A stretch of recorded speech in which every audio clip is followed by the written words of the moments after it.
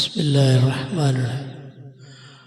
الحمد لله وكفى وسلام على عباده الذين اصطفى لا سيما على خاتم الرسل وخاتم الأنبياء وعلى آله وصحبه الأصفياء والأتقياء والأزكياء.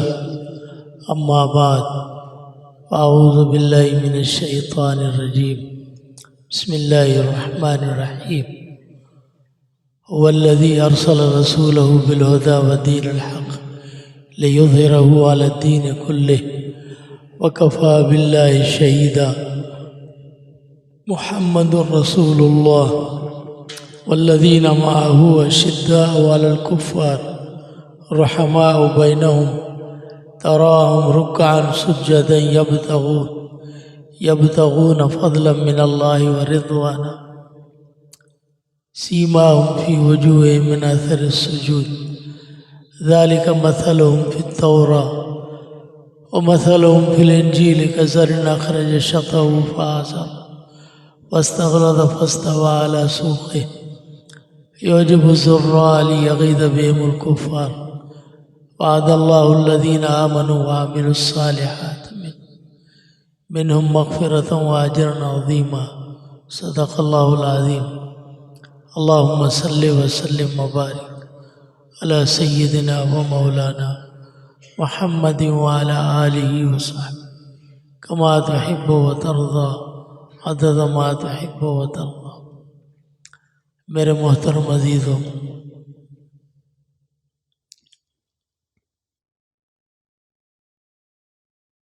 اللہ تعالیٰ نے ہمیں اسلام اور ایمان کی دولت سے نوازا. اسلام ایمان کا خلاصہ یہ ہے کہ پورے کا پورا ہمتاً اپنے آپ کو اللہ تعالیٰ کے حوالے کرنا اور اپنے وجود کو اللہ تعالیٰ کی رضا کے تابع بنانا. ایمان کا خلاصہ یہی ہے اور ایمان کا کمال یہی ہے. چنانچہ جناب رسول اللہ صلی اللہ علیہ وسلم نے فرمایا، من احب للہ و ابغض للہ و آتا للہ و منع للہ فقد استکمل الایمان. جس نے کسی سے محبت کی اللہ کی رضا کے لیے اور کس سے دشمنی یا بغض رکھا اللہ کی رضا کے لیے، کسی کو کچھ دیا اللہ کی رضا کے لیے اور منع کیا اللہ کی رضا کے لیے، تو اس کا ایمان کامل ہے. یعنی اس کی ہر صفت کے اندر للہیت کی جھلک ہو، اللہ کی رضا کی جھلک ہو. دوستی، دشمنی، محبت، اٹھنا بیٹھنا، تعلقات. حدیث میں ہے جناب رسول اللہ صلی اللہ علیہ وسلم فرماتے ہیں 3 خصلتیں جن کے اندر ہو تو وہ ایمان کی حلاوت اور ایمان کی مٹھاس اپنے اندر پائے گا. ایک چیز، اللہ اور رسول سے سب سے زیادہ محبت ہو. یعنی پہلی چیز جو ہے محبت اللہ و رسول ہی، اللہ اور رسول سے محبت سب سے زیادہ ہو جائے. اور اس کا مطلب یہ ہے کہ کم از کم کامل محبت نہ ہو تو احبیت یعنی فیصد میں بڑھ جائے. مثلا ہمیں اللہ سے محبت ہے، حضور سے محبت ہے.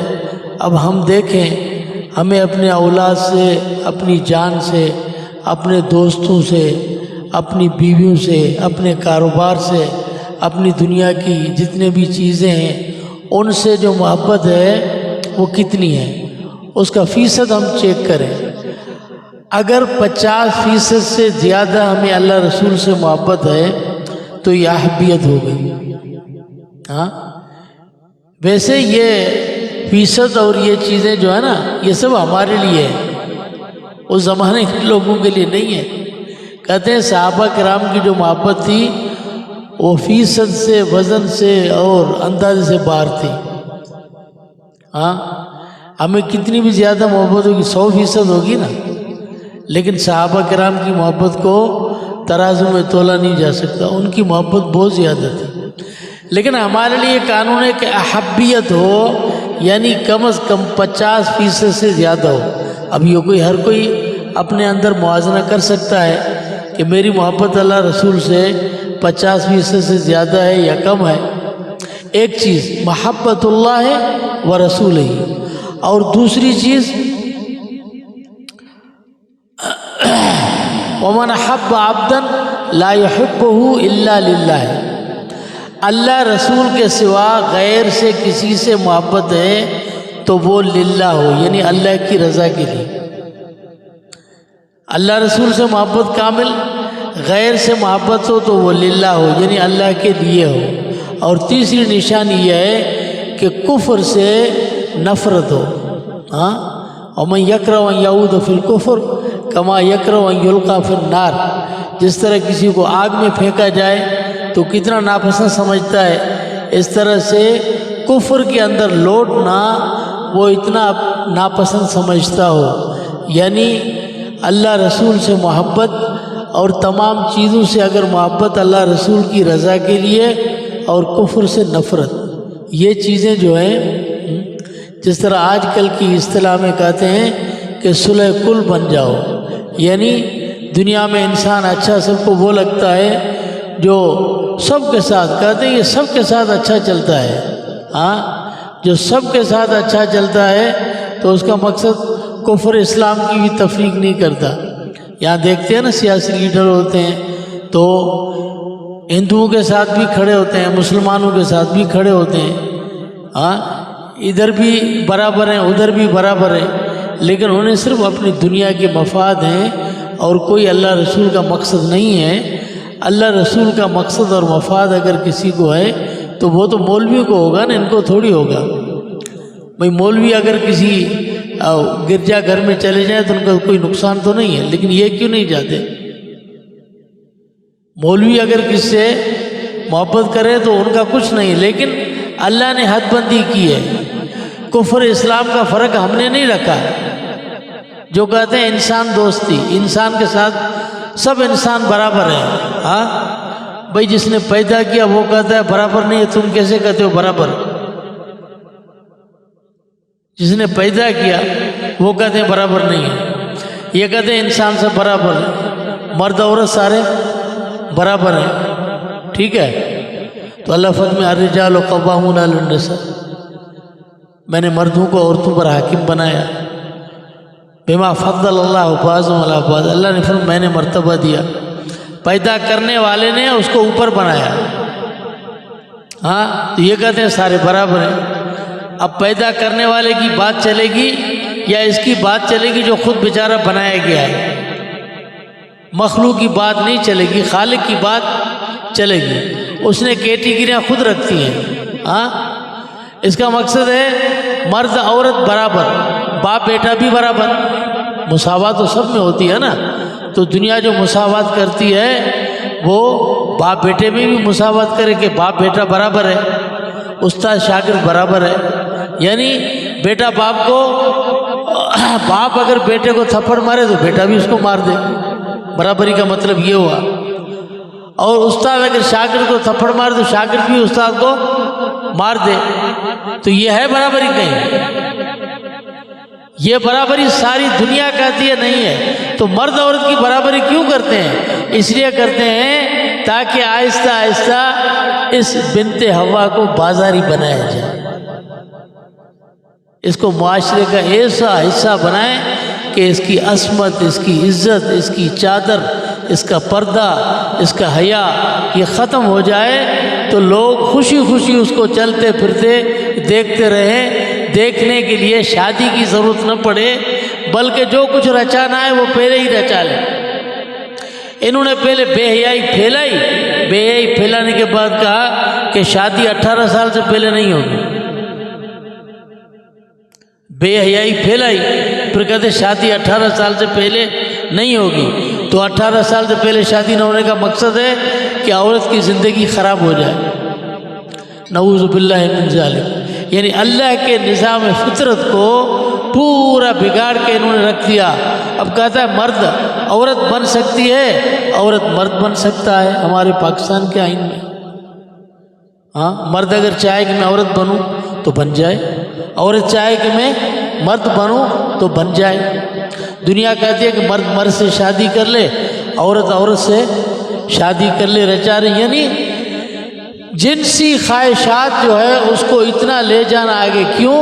اس لیے کہ جب اللہ تعالیٰ کو پتہ تھا کہ میں نے یہ انسان کو ایسے بنایا ہے، اگر اس کے پروگرام اور چلنے اور کامیابی کو بھی اس کے عقل کے نظام پر چلائیں گے تو یہ خواہشات میں اتنا آگے چلا جائے گا کہ کسی بھی چیز کی پرواہ نہیں کرے گا، نہ ماں بہن کی، نہ عزت کی، نہ پردے کی کوئی پرواہ نہیں کرے گا. اس لیے اللہ تعالیٰ نے اس دنیا میں نظام کے چلانے کے لیے عقل کو حاکم نہیں بنایا، اس لیے کہ عقل کے پیچھے خواہشات کو ہوتی ہے، نبوت کے پیچھے خواہشات نہیں ہوتی. عقل کے پیچھے کار فرما خواہش ہوتی ہے اور نبوت کے پیچھے خواہش نہیں. وما ينطق عن الهوى ان هو الا وحی یوحی. اللہ فرماتے میرے محبوب محمد مصطفیٰ اس کے دل کے اندر خواہش ہے نہیں کہ اس کی زبان خواہش کی ترجمان ہو، یہ اللہ کے وحی الہی کی ترجمان ہے. گفتہ اللہ بود گرچہ از حلقوم عبداللہ بود. حضور حضرت عبداللہ ابن عمرو بن عاص رضی اللہ عنہ فرماتے ہیں کہ جناب رسول اللہ صلی اللہ علیہ وسلم جو کچھ فرماتے تو میں لکھتا. تو میں نے عرض کی یا رسول اللہ آپ کبھی کس حال میں ہوتے ہو، کبھی کس حال میں، کبھی آپ غصے میں ہوتے ہو، کبھی کس سے زور سے بولتے ہو، تو میرے لیے کیا حکم ہے کہ میں سب کچھ لکھوں یا جب آپ حکم فرمائیں پھر لکھوں؟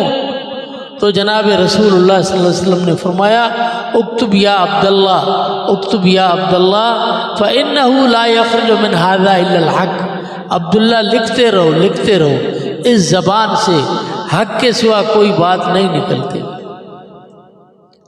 وما ينطق عن الهوى ان هو الا وحی یوحی. اس لیے اللہ نے انسان کی کامیابی اور دنیا میں فلاح یہ عقل پر نہیں چھوڑا، بلکہ اللہ نے نبوت کو بھیج کر آفاق سے احکام نازل کر کے انسانوں کی ہدایت کو اپنی طرف سے وابستہ کر کے پھر رکھا کہ انسان جب اللہ سے ٹوٹ جائے تو پھر انسان کا حشر یہ ہوگا کہ انسان خسارے میں چل کے جہنم کے کنارے تک پہنچے گا. اگر نبوت کا دامن پکڑے گا تو پھر یہ ہوگا کہ اللہ فرماتے وَاذْكُرُوا نِعْمَتَ اللَّهِ عَلَيْكُمْ اِذْ كُنْتُمْ أَعْدَاءً فَأَلَّفَ بَيْنَ قُلُوبِكُمْ فَأَصْبَحْتُمْ بِنِعْمَتِهِ إِخْوَانًا. عرب کا وہ زمانہ تھا کہ داعش گھوڑا تھا، داعش گھوڑا، ہاں اس کے اندر جو ہے وہ کہ گھوڑ دوڑ تھی، تو داعش بڑا مشہور گھوڑا تھا. اس داعش گھوڑے پر جھگڑنے کی وجہ سے اور اس کو دوڑ لگانے کی وجہ سے آپس میں جھگڑا ہوا جو 300 سال جنگ چلتی رہی. بکری پہ جنگ ہوئی 20 سال چلتی گئی، گھوڑے پہ جنگ ہوئی 300 سال چلتی گئی، کسی کے قتل کی جنگ ہوئی 50 سال 60 سال چلتی گئی. اللہ فرماتے ہیں دشمنیاں، اور اتنی دشمنیاں کہ ہم وہ تصور بھی نہیں کر سکتے. ہمارے اندر کتنی بھی جاہلیت ہے لیکن ہم اپنے بیٹے کا نام جنگ رکھیں گے؟ جنگ نام رکھیں گے؟ نہیں رکھیں گے نا. ہاں لیکن آپ دیکھو حضرت معاویہ بن ابو سفیان بن حرب، حرب کی معنی جنگ، شعلہ، نار، لظا، جمرہ، یہ نام ہے شعلہ. آپ کسی کا نام شعلہ رکھتے ہو؟ ابو لہب. اب دیکھو یہ اس قسم کے نام یہ کیا ہوتے ہیں؟ وہ کہتے تھے ہم اپنے بچوں کے نام اپنے دشمنوں کے لیے رکھتے ہیں کہ ہمارے جو دشمن ہیں ان کے لیے ہمارے بچے شعلہ بنیں گے، حجر پتھر بنیں گے، جنگ کریں گے ان کے ساتھ. یہ زمانہ تھا. اللہ فرماتے ہیں وَاذْكُرُوا نِعْمَتَ اللَّهِ عَلَيْكُمْ.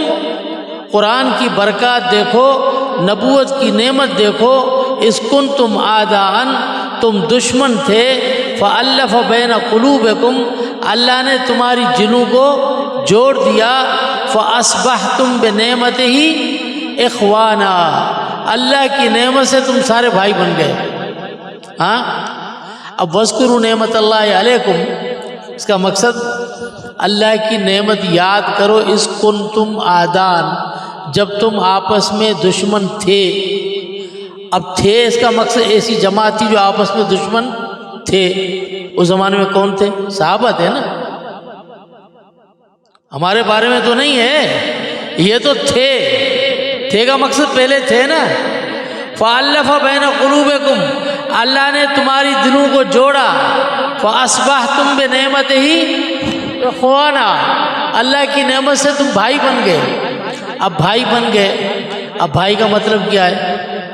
ہاں، ہم بھائی کس کو کہتے ہیں؟ ہم بھائی اس کو کہتے ہیں جو کھانا ساتھ کھاتے ہیں اور صبح سے شام تک ایک دوسرے کو گالیاں دیتے ہیں، یہ بھائی ہوتے ہیں۔ ہاں، کاروبار ہو تو لڑتے رہتے ہیں اور ایک دوسرے کے دشمن بنے ہوتے ہیں، اس کو بھائی نہیں کہتے۔ یہ بھائی کا لفظ اللہ نے فرمایا نا۔ اللہ سے پوچھے تم بھائی کس کو کہتے ہو؟ بھائی کی مطلب کیا ہے وہ اللہ سے پوچھیں گے۔ اللہ خود فرماتے ہیں کہ جنتی جو ہوں گے وَنَزَعْنَا مَا فِي صُدُورِهِم مِّنْ غِلٍّ، ہم نے جنتیوں کی دلوں سے بغض حسد نکال دیا، جو جنت میں رہیں گے۔ اخوانا، سارے آپس میں بھائی ہوں گے۔ اب اللہ نے جو بھائی کہا اس کا مطلب بھائی وہ ہوتا ہے جن کے دلوں میں بغض نہیں ہوتا۔ اللہ فرماتے ہیں ہم نے نکال لیا، بھائی بنا دیا۔ علی سرر متقابلین، یہ تخت پر بیٹھے ہوں گے آمنے سامنے، ایک جنتی یہاں بیٹھا ہے تخت پر اور دوسرا سامنے بیٹھا ہے تخت پر۔ تو دنیا میں کسی کی، آپ کے دکان کے سامنے کسی کی دکان ہوگی تو آپ برداشت کرو گے؟ تمہارے بنگلے کے سامنے کسی کا بنگلہ ہوگا، لوگ وہاں جاتے ہوں گے اور آپ اکیلے بیٹھے ہوں گے، برداشت کرو گے؟ اللہ فرماتے ہیں یہ جنتی یہ بھائی ہیں، آمنے سامنے بیٹھے ہوئے ہیں تختوں پر، لیکن ایک دوسرے پر حسد نہیں۔ وہاں لوگ آ رہے ہیں جا رہے ہیں، وہ اپنے خادموں کے ساتھ خوشیاں منا رہے ہیں، یہ اپنے خادموں کے ساتھ خوشیاں منا رہے ہیں، کھا رہے ہیں، پی رہے ہیں۔ نہ ان کے دل کے اندر ہے کہ میرا بھائی اس مقام پہ ہے، نہ اس کے دل میں کہ میرا بھائی اس مقام پہ ہے۔ اللہ بھائی اس کو کہتے ہیں کہ جو آمنے سامنے دکانیں بھی ہو، بنگلے بھی ہوں، تخت لگے ہوئے ہوں، لیکن دل کے اندر کینہ نہ ہو۔ تو اللہ فرماتے ہیں تم آپس میں دشمن تھے، اللہ نے اسلام کی دولت سے، حضور کی برکت سے، نبوت کے پروگرام سے تمہارے دلوں کو جوڑا، اور فَأَصْبَحْتُمْ بِنِعْمَتِهِ إِخْوَانًا، اللہ کی برکت سے تم بھائی بن گئے۔ جب بھائی اللہ کہہ رہے ہیں، ہم کہہ رہے ہیں، تو بھائی بھی اللہ والا ہوگا نا، ہمارے والا نہیں ہوگا، اللہ والا۔ اور اللہ کس کو بھائی کہتے ہیں؟ جن کے دلوں میں بغض نہیں ہوتا، حسد نہیں ہوتا، ایک دوسرے پر رشک نہیں کرتے، بھائی اس کو کہتے ہیں۔ تو اگر ہم نے کہہ دیا علی معاویہ بھائی بھائی تو سارے ناراض ہو جاتے۔ اللہ تو کہہ رہا ہے، ہاں، اسی لیے آپ کو پتہ ہے کیا ہے؟ اسی لیے سب سے پہلے جنہوں نے حضور کو نہیں مانا، انہوں نے پتہ ہے کیا کہا؟ انہوں نے کہا کہ قرآن کو نہ مانو، قرآن کو مانو گے تو بات مسئلہ اوپر چلا جائے گا۔ قرآن تو صحابہ کی بات کرتا ہے، قرآن تو حضور کی بات کرتا ہے، اگر قرآن کو مانیں گے تو کیا ہوگا؟ ہاں، اب دیکھو ایک دنیا میں ایک شخص جو ہے وہ ڈاکٹر ہے، آپ کے یہاں بڑا ڈاکٹر ہے، MBBS، اور پھر بڑے بڑے اس کے پاس عہدے ہوں، ہاں، اسپیشلسٹ ہو، اس کے پاس مریض آتے ہیں، 1 لاکھ مریض ہے اس کے پاس، ٹھیک ہے، شفا یاب ہوئے 5۔ اب یہ ڈاکٹر کامیاب ہے ناکام؟ لاکھ مریض ہے، اتنی بڑی ڈگریاں، لاکھ مریض ہیں، شفا یاب 5 ہوئے، 4 ہوئے، ڈاکٹر کامیاب ناکام؟ ہم مانتے ہیں کہ تمام انبیاء کرام علیہ السلام روحانی ڈاکٹر ہیں، معالج ہیں، جو انسان کے اندر روحانی بیماریاں ان کو نبی نکالتا ہے۔ روحانی بیماریاں کیا ہوتی ہیں؟ حسد ہے، تکبر ہے، غرور ہے، نفرت ہے، عداوت ہے، بغض ہے، کینہ ہے، جتنی بھی چیزیں اندر کی روحانی بیماریاں، ان سب کے لیے نبی معالج ہے۔ اگر جناب رسول اللہ صلی اللہ علیہ وسلم جو تمام نبیوں کے سے عالم ہے، سب نبیوں کے سردار ہیں، سب کے معجزات حضور کے اندر ہیں، علم حضور کے اندر ہیں، صفات حضور کے اندر ہیں، اور تمام سب سے بڑے عالم ہیں اور خاتم النبیین ہیں۔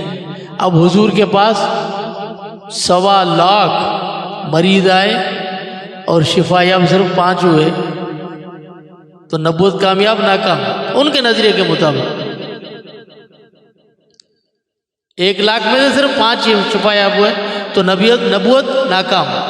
تو آپ یہ سمجھو مسئلہ کہ جو صحابہ کرام کے اندر کوئی بیماری نکالتا ہے روحانی، کہ ان کے آپس میں بغض سے نفرتیں تھی، عداوتیں تھی، یہ صحابہ کے بارے میں نہیں کہتا، یہ دامن نبوت کو داغدار کرتا۔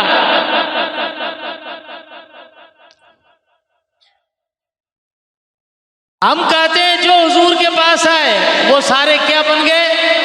ہدایت کے تارے بن گئے۔ ہاں، کہتے ہیں صحابہ کرام رضی اللہ تعالی اجمعین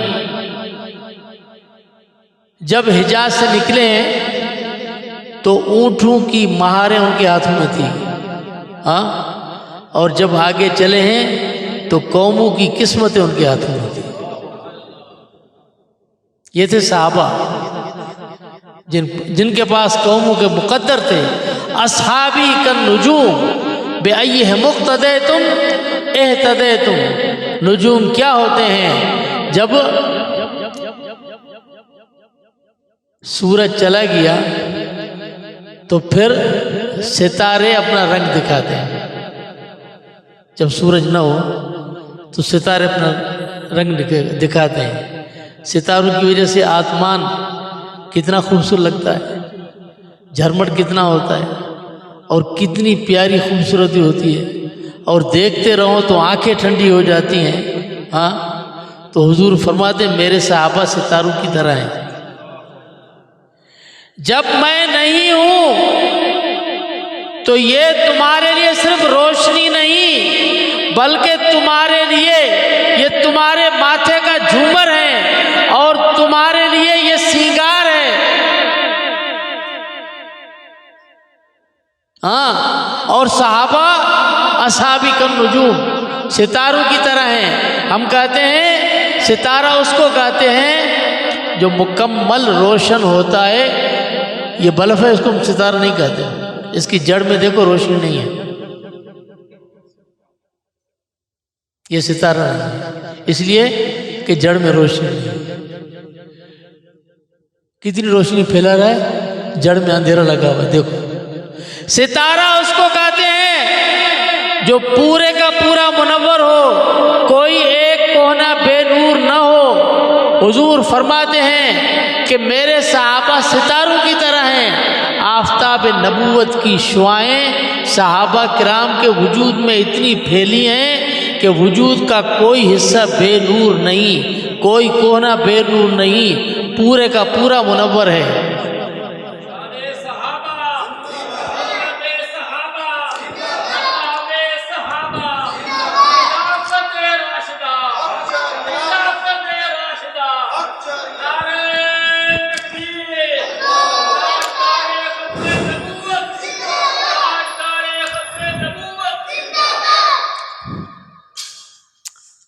جب پورے کا پورا منور ہے، روشن ہے، تو بتاؤ ظلمت کہاں کی، اندھیرا کہاں کی؟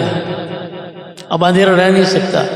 ہاں، اور پھر ہمیں یہ وساوس کیوں آتے ہیں؟ اس لیے کہ ہمارے وجود میں ظلمت ہوتی ہے، نفس کے جذبات ہوتی ہیں۔ ایمان کا نور جب مکمل ہو جائے تو وساوس خود بخود ختم ہوتے ہیں۔ یہ نفس ایک قسم کا چوہا ہوتا ہے جو انسان کے وجود کی تاریں، عقائد جو اللہ کے ساتھ وابستگی، ان کو کاٹتا رہتا ہے اور اپنی خواہشات پر انسان کو چلانے کی کوشش کرتا ہے۔ جب اللہ کی رضا اس میں آ جائے اور نور مکمل پھیل جائے تو پھر نفس کے چوہے ختم ہو جاتے ہیں، وساوس ختم ہو جائے، یقین کامل ہوتا ہے، ایمان کامل ہوتا ہے، اللہ کی ذات کے ساتھ تعلق کامل ہو جاتا ہے، اور یہ ہے ایمان کامل۔ تو ایمان کامل میں نے بتایا کس کو کہتے ہیں کہ جتنی صفات ہے اس کا قبلہ درست ہو جائے۔ ہاں، یہ جو ہم کہتے ہیں نا کہ سارے اچھے ہیں، جی اب مومن ہیں، اب ایمان کا مطلب یہ ہے کہ سارے اچھے ہیں، تو سارے اچھے ہیں تو حضور نے جنگ کیوں کی بھائی؟ اپنے ہاتھ سے قتل کیوں کیا کافروں نے؟ اپنے ہاتھ سے۔ حضور نے فرمایا سب سے بدبخت انسان دنیا میں وہ ہے جو نبی کو قتل کرے یا نبی اس کو قتل کرے۔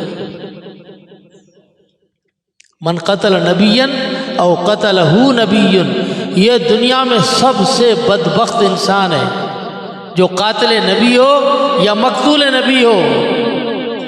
نبی اللہ کے دشمن کے سوا کسی کو قتل نہیں کر سکتا، تو مقتول نبی تو ہم تو نہیں کہیں گے جی زندہ ہو تو ہدایت یافتہ ہوتا، نہیں، اس طرح نہیں۔ اللہ تعالیٰ نے ہر جگہ صرف لا تجد قوم یؤمنون باللہ والیوم الآخر یوادون من حاد اللہ ورسولہ ولو کانوا آباءهم او ابناءهم او اخوانهم او عشیرتهم۔ اللہ فرماتے ہیں جن کے دلوں میں نے ایمان لکھ دیا، میں نے مضبوط کر دیا، وہ جماعت صحابہ وہ کبھی اللہ کے دشمنوں کے ساتھ دوستی نہیں رکھ سکتی۔ ہاں، یہ صلح کل بننا ایمان کی نشانی نہیں ہے، یہ تو اللہ نے فرمایا ودوا لو تدہنوا فیدہنوا۔ اللہ نے حضور کو فرمایا کہ یہ کافر چاہتے ہیں تھوڑی لے دے کر کے آپس میں ہم بن جائیں، کچھ باتیں آپ چھوڑو کچھ ہم چھوڑتے ہیں، آپس میں برابر ہو کر بن جائیں، فیصلے جرگے ہمیں کرنے دو، کلمہ لوگوں کو تم سناتے رہو، سرداری ہماری چلتی رہے، تو کام بن جائے گا۔ مطالبہ تیرا جو بھی ہو، دولت کا، شادی کا، عزت کا، وہ سارے کا سارا پورا کرتے ہیں، لیکن جناب رسول اللہ صلی اللہ علیہ وسلم نے فرمایا کہ چچا جی یہ مطالبے پورے نہیں ہو سکتے، میرے ایک ہاتھ پر اگر سورج لا کے رکھ دو اور ایک ہاتھ پر چاند لا کے رکھ دو، میں اپنے اس دعوت سے دستبردار نہیں ہو سکتا۔ ہاں، یہ تھا کلمہ۔ تو کلمہ اس چیز کا نام ہے جس میں کیا ہے، مسلمان کی مانے جو اپنے آپ کو اللہ کے حوالے کر دے۔ اذ قال لہ ربہ اسلم قال اسلمت لرب العالمین۔ ابراہیم علیہ السلام کے بارے میں اللہ نے فرمایا ابراہیم مسلمان ہو جاؤ، قال اسلمت لرب العالمین، اللہ میں مسلمان ہوں، میں تو آپ کا تابعدار ہوں۔ اللہ فرماتے ہیں زبان سے نہیں کہ تابعدار ہوں، نہیں، قل ان صلاتی و نسکی و محیای و مماتی للہ رب العالمین لا شریک لہ وبذالک امرت وانا اول المسلمون۔ تم یہ کہو کہ میرا بدن، میرا مال، میری جان، یہ سب کچھ ہے اللہ، میرا مرنا جینا سب کچھ تیری رضا کے لیے، اور تیری ذات وہ جو رب العالمین ہے جس کا کوئی شریک نہیں ہے۔ اب یہ بات جب کرو گے تو پھر تم صحیح مسلمان بنو گے۔ ہاں ہاں، اس طرح ہم یہ شعر پڑھتے ہیں نا حضرت صاحب کا، ہاں، میری زندگی کا حاصل میرے زیست کا سہارا، تیرے عاشقوں میں جینا تیرے عاشقوں میں مرنا، اللہ کے ساتھ محبت، مرنا جینا سب اس کی رضا کے لیے۔ یہ ہے اللہ تعالیٰ نے، یہ جو میں نے آپ کے سامنے آیت پڑھی، اس میں اللہ تعالیٰ نے فرمایا والذین معہ اشداء علی الکفار رحماء بینہم تراہم رکعا سجدا۔ اللہ نے کیسے عجیب انداز سے جناب رسول اللہ صلی اللہ علیہ وسلم کی ذات اور صحابہ کرام کا نقشہ بیان فرمایا۔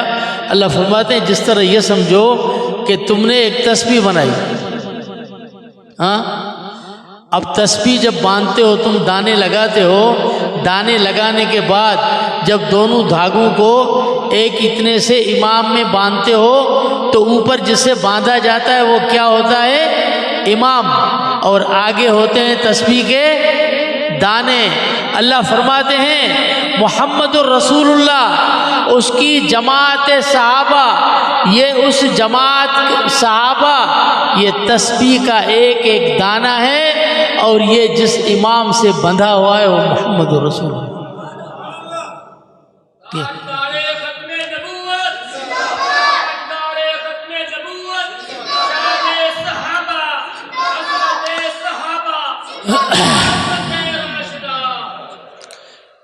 جس تسبیح کا امام ضامن محمد الرسول اللہ ہے، اس کا ایک دانہ ہے والذین معہ، دوسرا دانہ ہے شداء علی الکفار، تیسرا ہے رحماء بینہم، چوتھا ہے تراہم رکعان سجدا، اور باقی ہیں یبتغون فضلا من اللہ ورضوان۔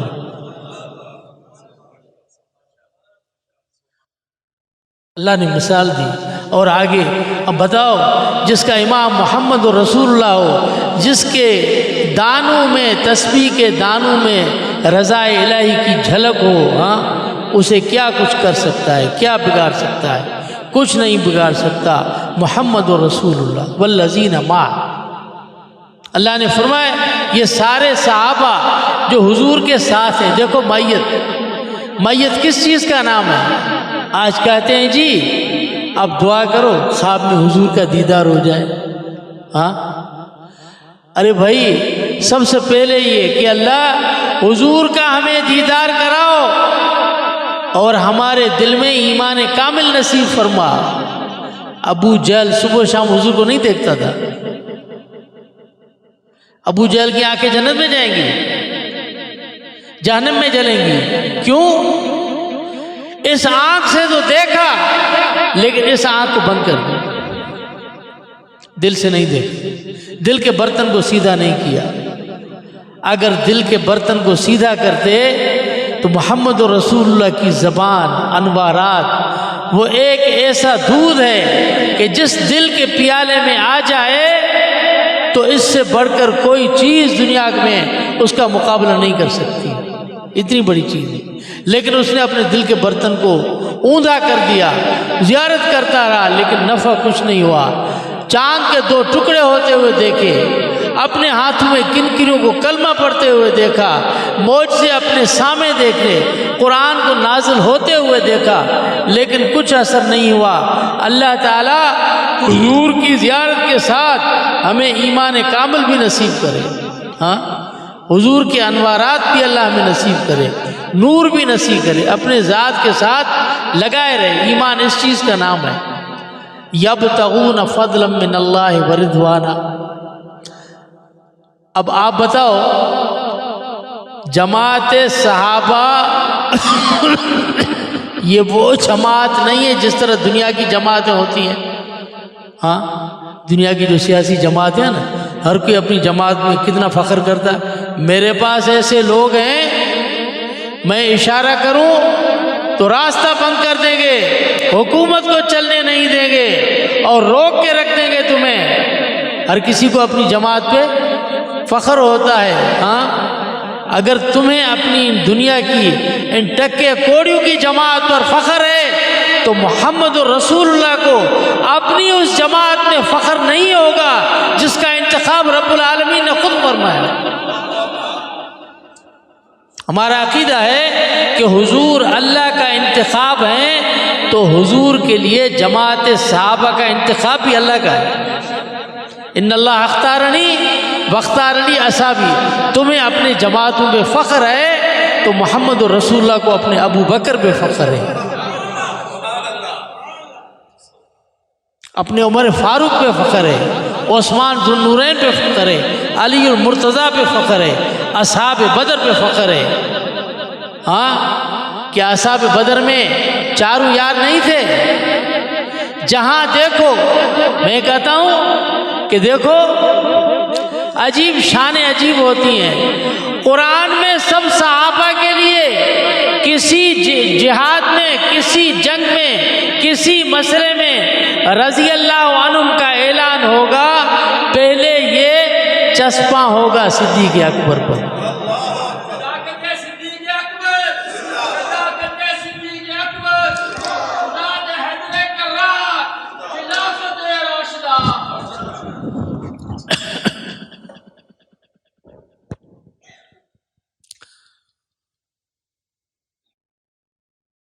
حضور کو اپنی جماعت پر فخر ہوگا۔ اگر دنیا میں تمہیں اپنی جماعت پر فخر ہے تو جناب رسول اللہ صلی اللہ علیہ وسلم کو بھی اپنی جماعت پہ فخر ہے۔ اور وہ جماعت، میں صرف ایک مثال دیتا ہوں۔ جب بدر ہو گئی، بدر کا واقعہ ہوا، تو جبریل امین علیہ السلام عرض کی یا رسول اللہ، بخاری میں، ما تعدون آل البدر فیکم، تم بدریوں کو اپنے اندر کیسے شمار کرتے ہو، کیا مقام ہے؟ تو حضور نے فرمایا من اخیر المسلمون او قال من افضل المسلمون او قال کلمۃ النحو۔ حضور نے فرمایا تمام مسلمانوں سے ہم اہل بدر کو سب سے بہتر مانتے ہیں۔ حضور نے فرمایا، سوال کرنے والا کون؟ جبرائیل سید الملائکہ، جواب دینے والا حضور۔ اب جبریل امین علیہ السلام نے کیا عرض کیا؟ یا رسول اللہ، وَكَذَلِكَ مَنْ شَهِدَ مِنَ الْمَلَائِكَةِ بَدْرًا، جس طرح بدر میں حاضر ہونے والے صحابہ یہ سب سے بہتر ہیں جو فرشتہ میدان بدر میں اترے، تمام فرشتوں سے ان کا مقام اوپر ہے۔ وہ صحابہ اہل بدر جن سے فرشتوں کے مقامات متعین ہو رہے ہیں، اب ان کی شان کیا ہوگی؟ اور پھر اس 15ویں صدی میں، اس گئے گزرے دور میں، فتنوں کے زمانے میں، ہمیں پرانی چیزوں کو کھولنے کا مقصد کیا ہے؟ فلاں آپس میں لڑ رہے تھے، فلاں یہ کر رہے تھے، اوروں کو چھوڑو، اپنے ایمان کی فکر کرو بھائی، تمہیں اپنے ایمان کی فکر ہونی چاہیے۔ تم کبھی کبھی مسجد میں آتے ہو، جو یہ 5 وقتوں کے نمازی ہیں، ان کے بارے میں جو کبھی کبھی آنے والا ہوتا ہے وہ کیا کہتا ہے؟ جی یہ تو صفیں سیدھی نہیں کرتے، یہ تو نماز سیدھی۔ ارے بھائی تم تو رمضان سے رمضان تک ابھی آئے ہو، یہ سارا سال جو یہاں بیٹھے ہوئے اب ان پہ اعتراض کرتے۔ ان کی مثال بھی ایسی ہے جن نے زندگی حضور پہ لٹا دی، قربان کر دیا۔ علامہ آلوسی رحمہ اللہ فرماتے ہیں، حدیث نقل کی جناب رسول اللہ صلی اللہ علیہ وسلم فرماتے ہیں، رحم اللہ ابا بکر، اللہ ابو بکر کے پہ رحم فرمائے۔ زوجنی ابنتہ، اپنی بیٹی مجھے نکاح میں دی۔ وآتک بلالا من مالہ، بلال کو اپنے مال سے آزاد کیا۔ وانفق مالہ فی سبیل اللہ، جس نے پورا مال اللہ کے راستے میں خرچ کر دیا۔ گواہی حضور دے رہے ہیں۔ اللہ تعالیٰ ہمیں سمجھنے عمل کرنے کی توفیق عطا فرمائے۔ آخر دعوانا الحمدللہ رب العالمین، اللہم صلی وسلم بارک علیہ وسلم۔